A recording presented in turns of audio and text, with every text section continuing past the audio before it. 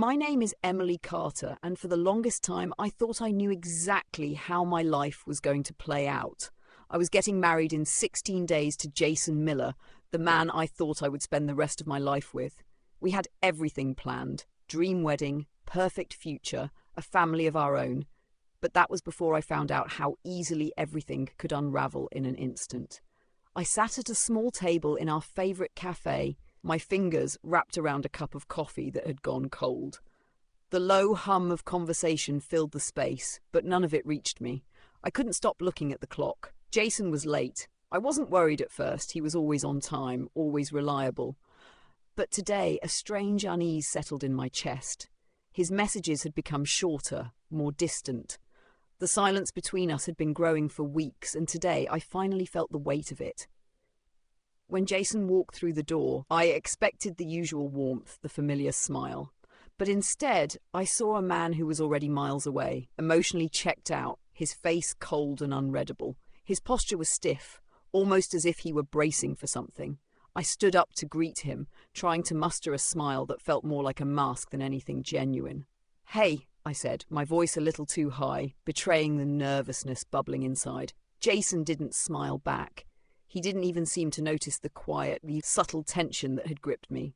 He sat down, his cappuccino still untouched, and his eyes locked onto mine. "We need to talk," he said, his voice flat, almost rehearsed. My stomach dropped. I could feel my heart hammering in my chest. "What's going on? Is this about the caterer?" I tried to sound casual, but the words tasted like ash on my tongue. He didn't answer. Instead, he reached into his coat pocket and pulled out a small velvet box. Not to give it to me, but to take something away.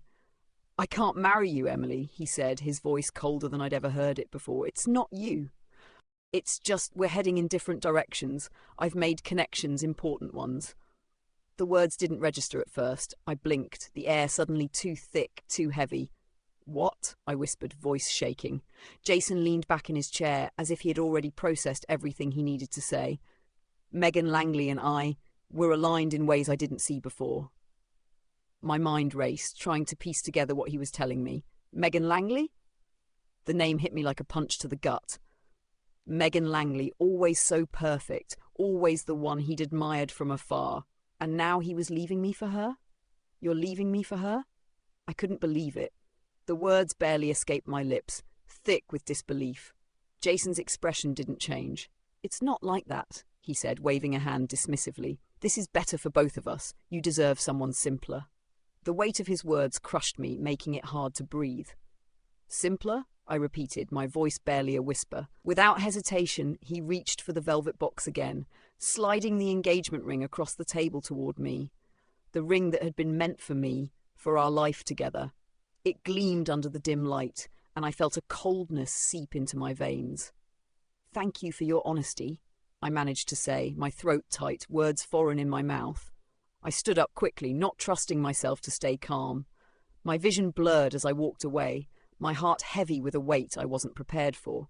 The world outside the cafe seemed to spin faster and faster. I didn't look back.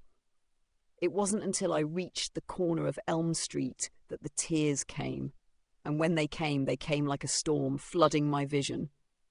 I let them fall, because for the first time I didn't have to hold it all together anymore. My life had been ripped apart and nothing would ever be the same again. The phone buzzed in my pocket, but I didn't look at it. Jason's number, my mother's, all of them, just reminders of a life I no longer recognized. When I got home, I found my things packed, neatly placed by the door. Jason hadn't done this, I knew that much. His mother had. The cold precision of it all made my chest tighten further. I sank to the floor, surrounded by the remnants of a life that was no longer mine. My hands shook as I reached for my phone, dialing the one person who had always been there for me, Margaret Temple. Her voice came through, warm and steady like it always had. "Emily, honey, where have you been?" "I was about to call you about those shoes we looked at last week." "I don't know what to do," I said, my voice cracking. Margaret was silent for a moment, then spoke with a certainty that only she could. "Come stay with me. You hear me? I've got space and you've got nothing to prove. You'll be okay." And just like that, I had something to hold on to. The world was falling apart, but Margaret's voice was a lifeline I couldn't refuse. The flight from Helena to San Francisco felt like a blur. My thoughts couldn't settle. The drone of the airplane's engines, the muted conversations around me, none of it could quiet the storm in my mind. I'd left everything behind. Jason, my life, the future I had built in my mind.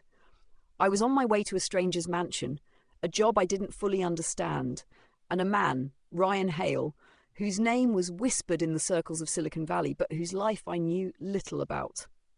As the shuttle wound up through the hills of Cyprus, the landscape unfolded around me like something out of a magazine. Rolling hills, towering trees, and pristine homes tucked away in the distance.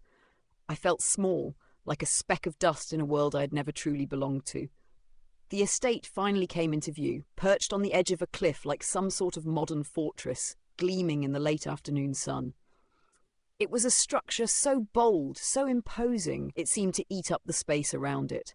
The black gate slid open as the cab rolled up to it, and I felt a chill creep up my spine. Margaret Temple was standing at the front door, looking just as sharp and unflappable as I remembered. Her eyes flicked over me quickly, assessing, calculating. "You're early," she said, her voice devoid of warmth but not unkind. "I didn't want to be late," I answered, trying to push back the nerves bubbling in my stomach. "Good. Follow me." She led me through the grand entrance, and the house swallowed the sound of my footsteps. Every corner was sleek, polished and empty, as if no one had ever really lived here. The coldness of the space hit me immediately. This wasn't just a home, it was a statement. We moved through the corridors, past rooms I barely glanced at, until we reached the east wing. Margaret stopped in front of a large, imposing door. "Your patient is inside. I'll introduce you." I nodded, though a feeling of dread settled deeper into my bones. Was this really what I had agreed to? To take care of someone I didn't know in a place that felt like an alien world? Margaret knocked twice, then entered without waiting for a response. I followed her inside. The room was vast, too vast. The windows stretched from floor to ceiling, offering a sweeping view of the dense redwood trees below. It felt more like a throne room than a bedroom. And sitting there in the middle of it was Ryan Hale. He was in a sleek black wheelchair, facing the window, his posture perfectly straight, as though the world outside were a puzzle he had yet to solve.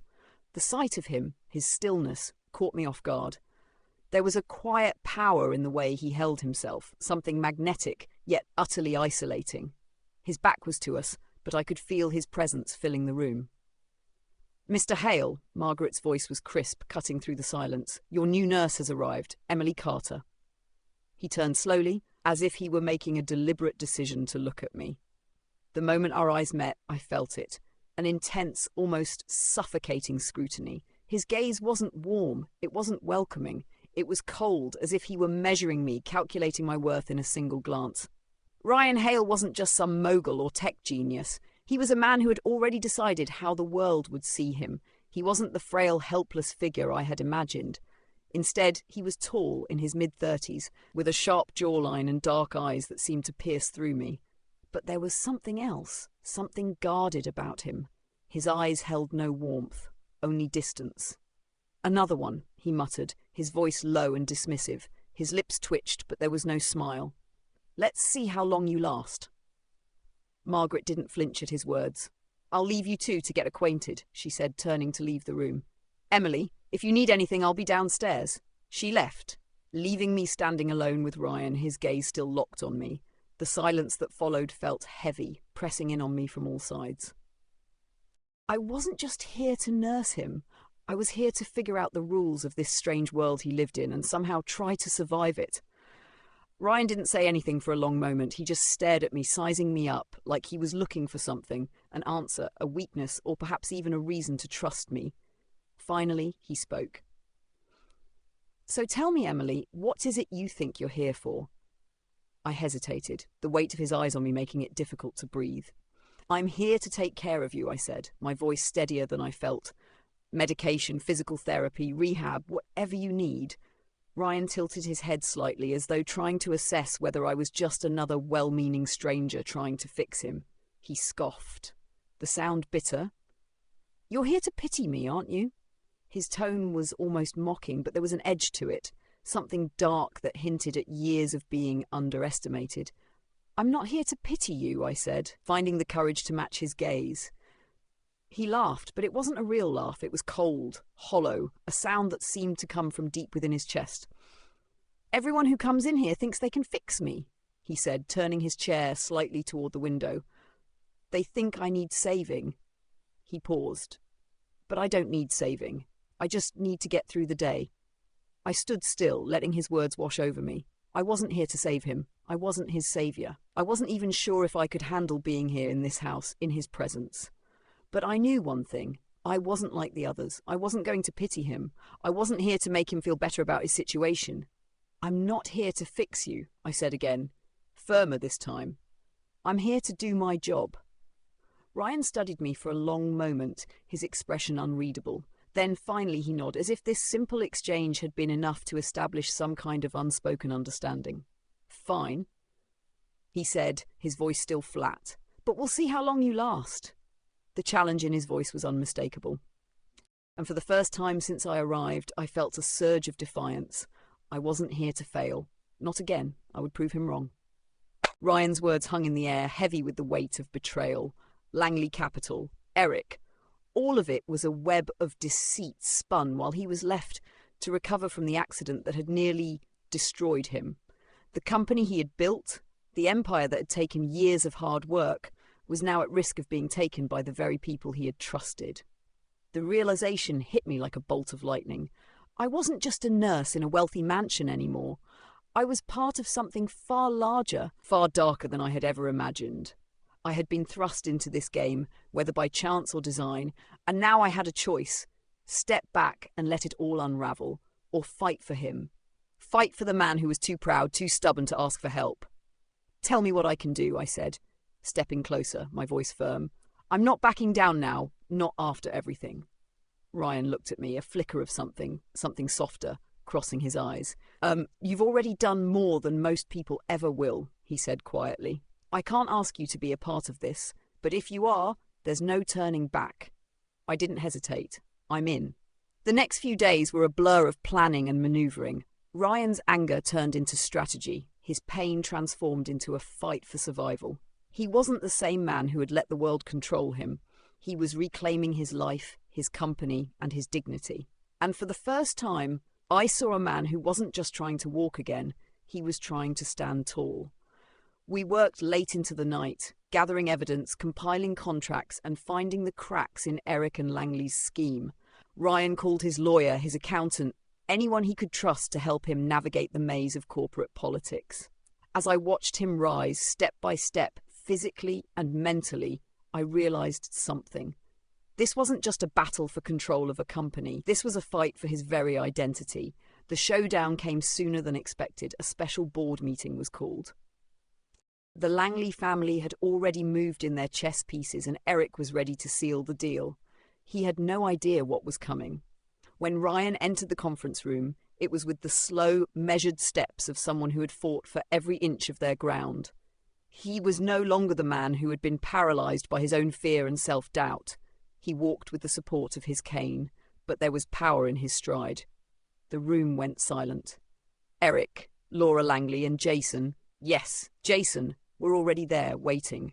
Jason's eyes met mine across the room, and for a split second I saw something in them. Regret? Guilt? Whatever it was, it didn't matter anymore. The past was gone. Ryan made his way to the head of the table, ignoring the stunned whispers from the others. I have something to say, he began, his voice low but clear. I will not be pushed aside. You, he turned to Eric, have betrayed me. And you, he said to Laura Langley, his voice sharp, have been trying to take what is mine for your own gain. But I'm not backing down. This company is mine and it always will be. He slammed a folder on the table, the contents spilling out. The documents, the proof of Eric's betrayal, the contracts that had been tampered with, all laid out in front of them. It was the final blow to their plan. Eric's face drained of colour. You can't prove intent, he muttered, but the confidence in his voice was already faltering. I don't have to, Ryan replied coldly. I only need to prove breach of fiduciary duty, and I've done that. The board was in chaos. One by one, they started to side with Ryan, their loyalties shifting like sand. It didn't take long before the vote was unanimous. Eric was removed from his position, his control over the company stripped away, the contracts were nullified, and with that, Ryan reclaimed what was rightfully his. As the room emptied out and the finality of the victory settled in, Ryan turned to me. There was a quiet pride in his eyes, but no smile. "Not yet. We did it," I said softly. "We did," he agreed, his voice hoarse with emotion. Then he reached into his pocket and pulled out a small, familiar velvet box, the one he had taken from the table that day. I froze, my heart skipping a beat. "You've been more than just my nurse," Ryan said, his voice steady but filled with a depth I hadn't expected. "You've been my ally, my strength, and for that I owe you everything." I opened the box, my breath caught in my throat. Inside was the simple gold ring, no diamonds, just a small sapphire in the centre. I hadn't expected this. Not now. Not after everything. Ryan continued. "I know this is sudden. I know this wasn't part of your plan. But I need you with me, Emily. Not just in this fight, but in everything. I don't want to do this alone anymore." I looked at him, the man who had been so distant, so hard to reach. And now he was here, offering me a future I hadn't dared to imagine. A future where we weren't just survivors, but partners. I took the ring, slipping it onto my finger. The weight of it felt right. Not a promise of perfection, but of something real, something we could build together. "I'm not saying yes yet," I said softly, smiling through the tears that threatened to fall, "but I'm not saying no." Ryan smiled then, the first real smile I had seen from him in months. It wasn't perfect, but it was enough. Weeks passed, and the mansion no longer felt like a prison. The windows were opened more often, light poured into the halls, and the garden, once overgrown, began to breathe again. Ryan's progress, though slow, was steady. He was walking more each day, his steps more confident. But it wasn't just his body that was healing, it was his spirit. As for me, I didn't need to prove anything to anyone anymore. The wedding I had once dreamed of with Jason, well, that wasn't my future. The life I had expected to live in a small town with a man who never truly saw me wasn't mine to claim. Instead, I found a new path with Ryan. Jason texted once, just 2 lines, asking if I was okay. I didn't respond. There was no need. I had already gotten everything I was meant to get from that heartbreak, the lessons, the detours, and a doorway into the life I hadn't even dared to imagine. Ryan and I were no longer just 2 people stuck in a broken world. We were partners, in every sense of the word, and for the first time in my life I felt like I had truly arrived. On his birthday, we took a short trip up the coast, just the 2 of us. We walked along the beach, the wind stinging our faces, the sound of the ocean washing away everything that had come before. When we stopped to look at the horizon, Ryan turned to me. "Do you think we'll ever go back to who we were before?" he asked, his voice soft. I shook my head. "I hope not," I whispered. "Because who we became is better," I added, squeezing his hand. Ryan didn't respond. He didn't need to. He just held my hand tighter, and for the first time, I knew that the future we had ahead of us, whatever it was, would be better than anything we had left behind.